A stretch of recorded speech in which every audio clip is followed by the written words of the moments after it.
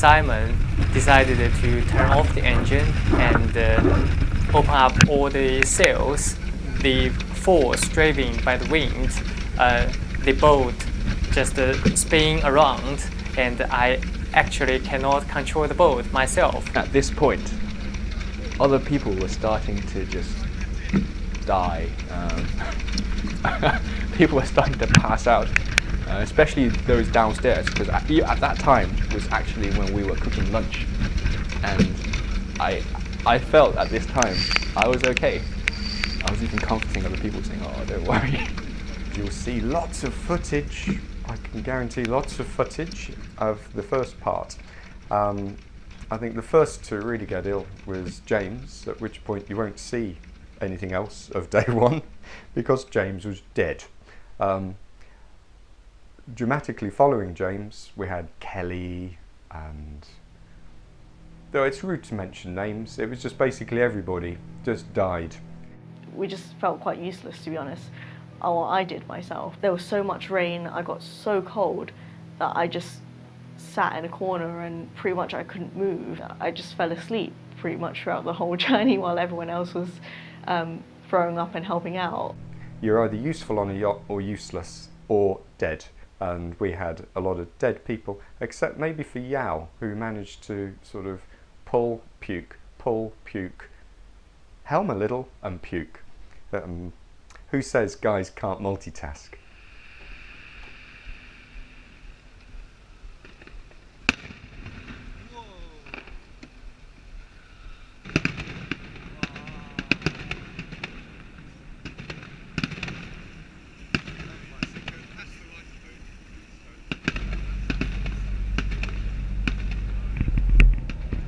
Although it did cross a load of people's minds to go home that day, because in our minds it was that first experience, the first impression of sailing that we thought, oh no, is every day going to be like this? And it got to a stage where I think, even I myself was like, do I really want to go through all this? So I went to bed that first night expecting to lose 4 crew at least. That would have been a sensible, sane, rational decision. I was gobsmacked to wake up to find a full crew ready for the next day.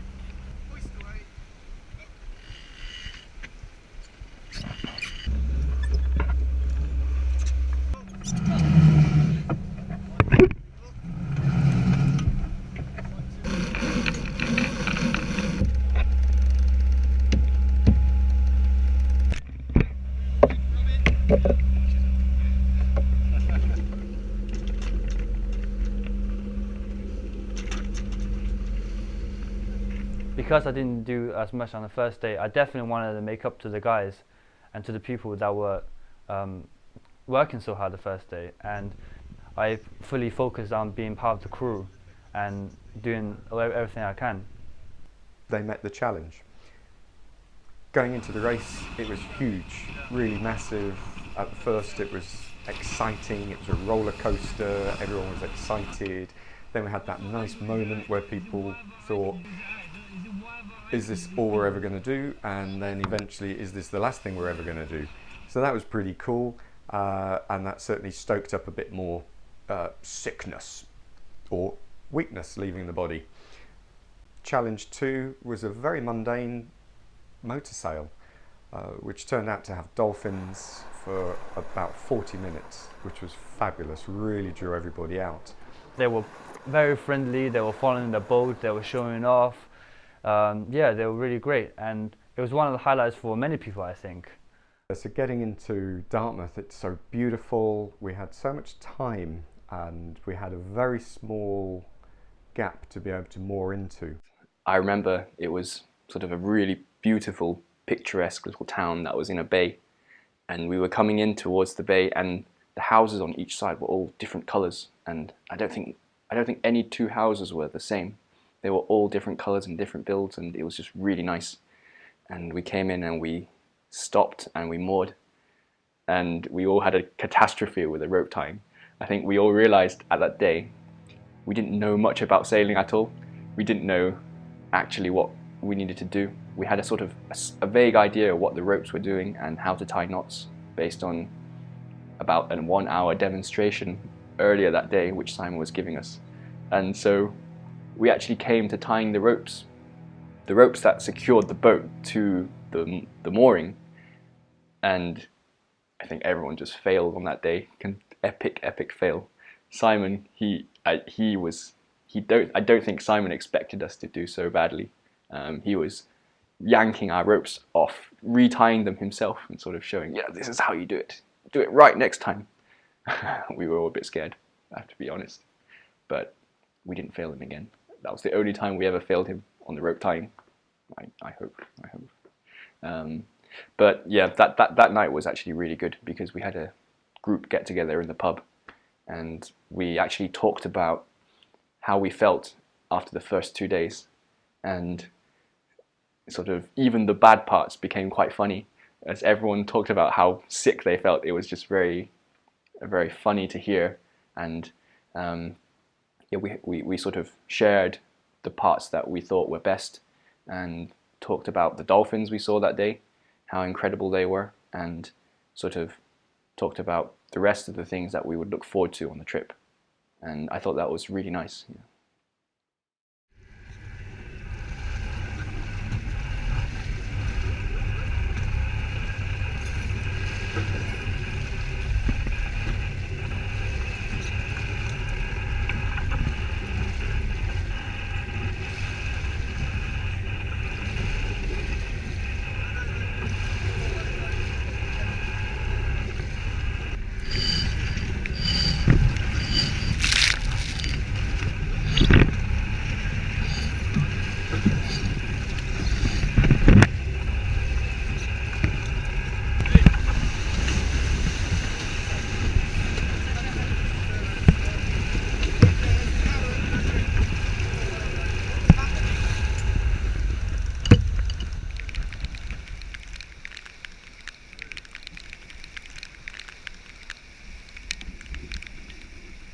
In the afternoon of the third day, because that was the final day of my part of sailing, and I tried to learn more on the boat, and I realized that although in the first 3 days Simon asked us to pull this rope, pull that rope, but actually we didn't know what's the name of each rope and the function of each rope. So I asked Simon a lot of questions, and he explained the different functions of the sails and the functions of different ropes.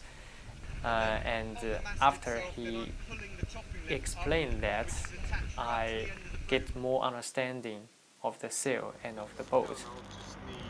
To close the hatch.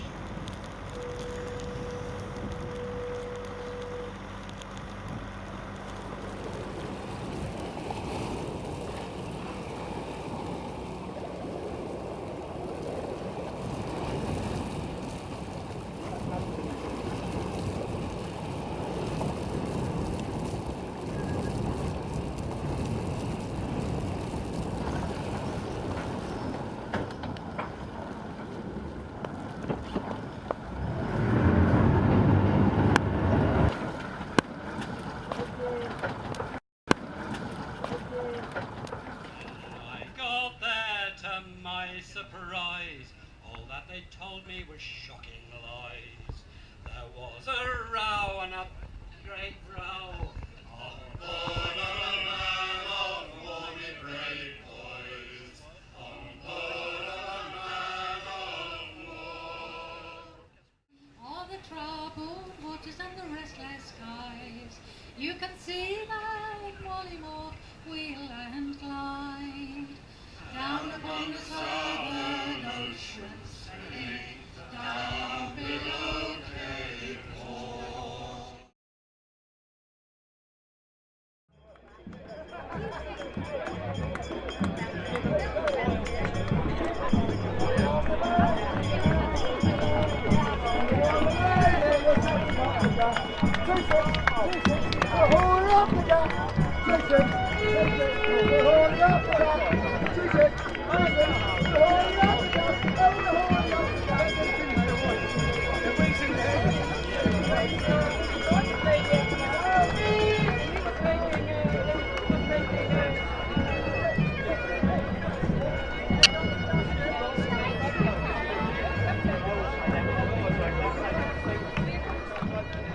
We had a sports day event as one of the days planned for the crew in Falmouth, and in the morning the first event was a crew football tournament, and me and Jemming were very excited about this because we play a lot of football back in Cambridge. We play in the same team. You have to be responsible for your position and also pass the ball to the others and to cooperate with others, and the goal for the whole team was the same, and the same spirit shared with the SEAL training is that people have to work together, have a good teamwork, and have a very positive spirit to achieve the same goal.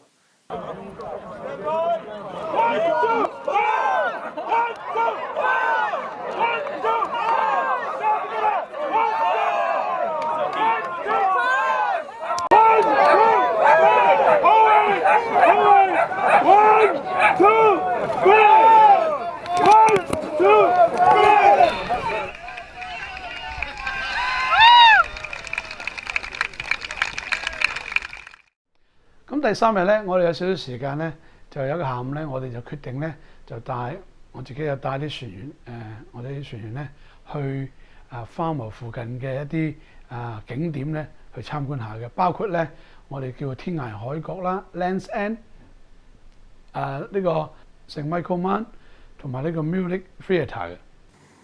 我是在那一天呢，才就是慢慢認識到我們這一群人，而且我覺得這是一個非常好的機會，因為大家一起出遊，然後一起犯傻，一起玩，很容易就可以變得很熟。那一天呢，我們首先是去了一個城堡，然後在參觀城堡的時候 ，Andy 和我還有 Emily， 我們是一起在參觀。當時 Andy 呢就跟我們講了他之前就是原來的一些經歷。新嘅一批咧就包括有 Emily 啦，有 Ivy 啦，有 June 啦，呢幾個咧就會係由計埋其他啲嘅 Kelly 啊，佢哋咧就由 Falmouth 一路咧駛翻去 Greenwich 倫敦入邊嘅。The last day of the Falmouth, when other crew members was on the ship for the ship parade before the race started. Me and Kevin and Sally Wing were up to a very high hill to watch the ship parade, and my memory of that scene is very beautiful. Is that blue sky, blue sea, and full of very old, ancient but huge ships, sail ships.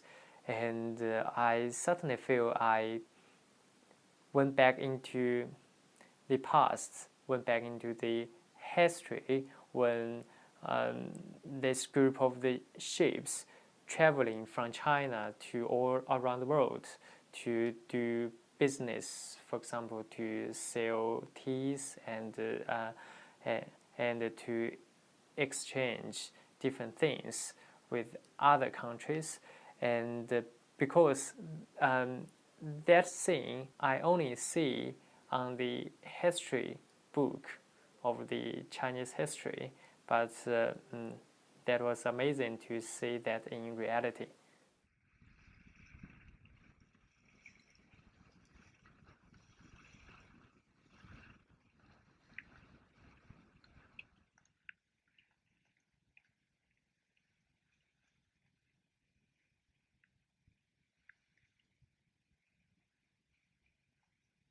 阳光悄无声息地躲到云层背后，空中布满了浅灰苍白的层云，只剩下海天相接的窄缝中依旧透着薄如轻纱的蓝。我们坐在甲板上，期待海风来得更猛烈一些，推翻前行。凯里说：“要是能钓个鱼就好了，这样我们的晚餐里就能有可口的荤菜。”大家纷纷吞咽口水，默默觉得这是个迷人又可憎的提议。可是要去哪里找鱼竿和鱼饵呀？最终晚饭吃了土豆饼和炒 couscous， 心下也相当满足。5 minutes to the start of classes C and D. The wind was brilliant, absolutely brilliant. And so my tactics were to stay close, get ready, and the wind completely died. There was no wind, there was the tide, but it was completely flat. All ships in the tall ships race. This is race control. Stand by for the start of classes C and D. 10, 9, 8, 7, 6, 5, 4, 3, 2, 1, now. Let's come round about 10 degrees up. Start of classes C and D. Over. Spread the sails, get over the line, and it went from a 30 seconds, very clever tactical start to nearly 15 minutes to be able to cross. And that really set us up for the night.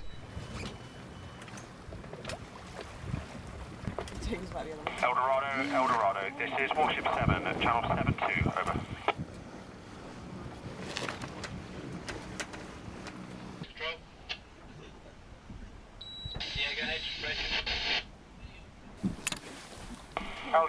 Eldorado, Warship 7, channel 72, over. Oh, really? Oh, it's on barrows and stuff.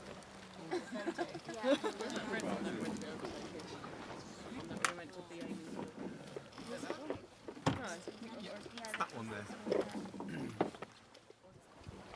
All vessels in the tall ships fleet, this is race control, the race chairman. The start was great from here, from the start vessel. I wish you fair wind. I hope you have a fun and good race and enjoy it, and I'll see you in Greenwich. Good job. Race control on board HMS 7, passing to the comms vessel.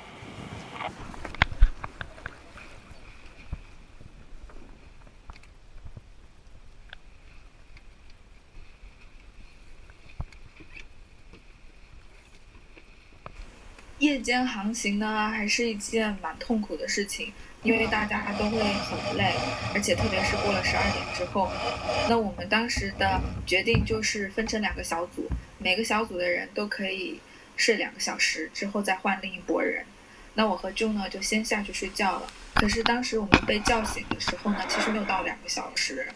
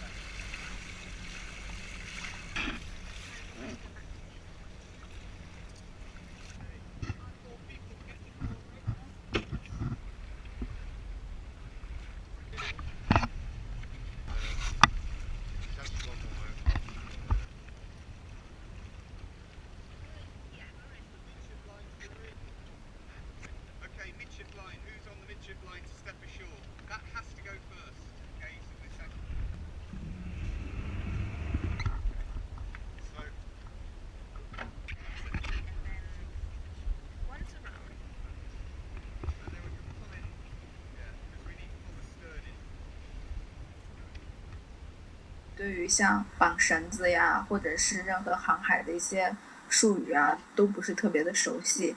那比起男孩子来说，力气又不够大，所以比起在船甲板上面无所事事，可能还会帮倒忙。那我就觉得去找一些更适合我自己做的事情去做，那就比如说清理打扫一些卫生呀，或者是船内的整洁呀，然后做饭或者泡茶给船员们吃啊，这样子。So Gosport to London, albeit a delivery, was a great journey in itself. As we left, I went through with the charts, explaining the dangers, the navigational hazards, looking at the wind and how that was going to help us, and also how fast we had to get around in case the wind wasn't going to be of assistance. This gave us some options, and this is where the crew developed yet again, so that actually it was briefing colleagues as opposed to telling the crew what to do. The passage between Gosport and Eastbourne, it's pretty dull, and our voyage simply wasn't.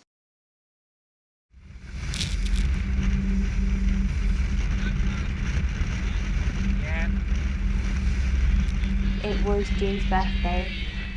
We, as a crew, went and got her a card and birthday cake from the supermarket, which was great fun.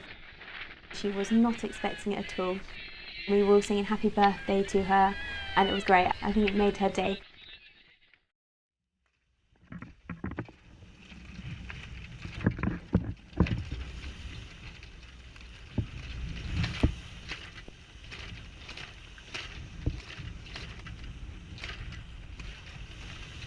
The sea started to get quite rough again. We were going into the wind. I remember I was quite looking forward to sailing in these conditions again, because the race was very, very smooth mostly. And so as the wind picked up, we picked up a lot of speed. We were listing quite heavily, going through the waves and tacking and tacking and tacking as the sun set. Simon and Bettina would say a single word of "let's tack," and that's it. We were a very, very well-oiled machine at this point. All of the crew were quite competent at sailing.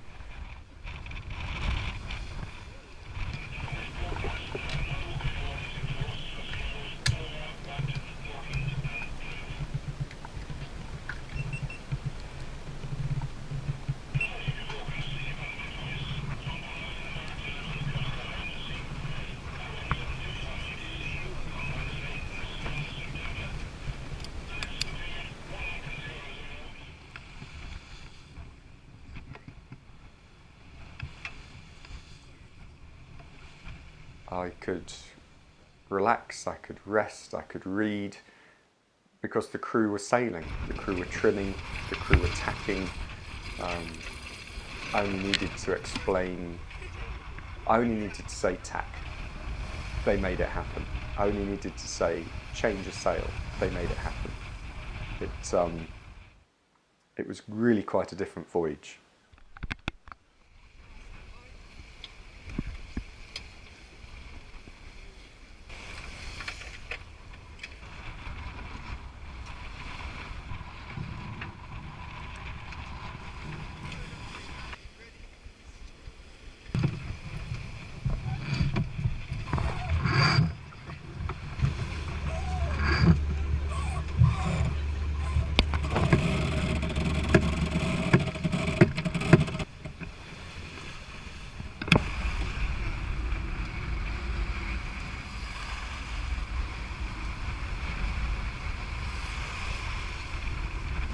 Getting into Eastbourne that night was not easy because the sun had already set, it was pitch dark, and all we were using as bearings were in between the red and the green light, as Simon says.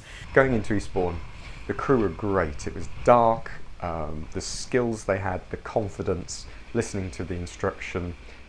姚石呢，还有 Stanley 也很帮忙，因为他们在这方面都非常有经验了，所以他们就有告诉我应该怎么去系一些绳子呀，怎么样当船体转向的时候应该怎么样去松掉绳子，怎么样去拉绳子，就告诉我一些非常基本的一些概念。So we docked and it was about midnight, so we just all had showers and we're just really pleased to just have just a few hours sleep where we weren't feeling seasick. We had to leave though it was about 4 or 5 a.m, so it was almost just teasing you, saying, we're going to have some sleep, but actually at the crack of dawn you've got to wake up. And it was really peculiar because it was still dark, so the sun hadn't risen yet, and you'd gone to bed and it was dark, and you wake up and it's dark, and you're all very disorientated. But everybody was all hands on deck, everybody's awake. You had a couple making the coffee, so we had the caffeine fix to get us out of there and get us sailing again.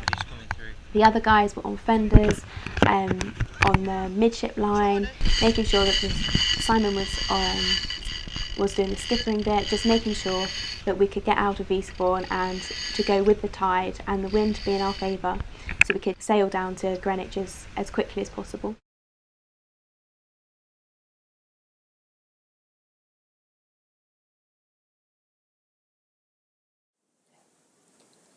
人生中第2次在浩瀚的海上漂洋，最刻骨铭心的是5天里每分每秒的酸甜苦辣，狂风巨浪中浇灌出的友谊，见证过的海上日出和满天繁星，以及变得更坚强勇敢的心。扁舟一粟，却不觉得渺小，因为看到鲜红的国旗在沧海之上迎风鼓舞，因为我们是一个大家庭的出征。穿着中国航海培训协会的会服，在泰晤士河上书写历史。海阔凭鱼跃，天高任鸟飞。我将带着对生命更深的敬畏和珍惜，更好的成长、生活。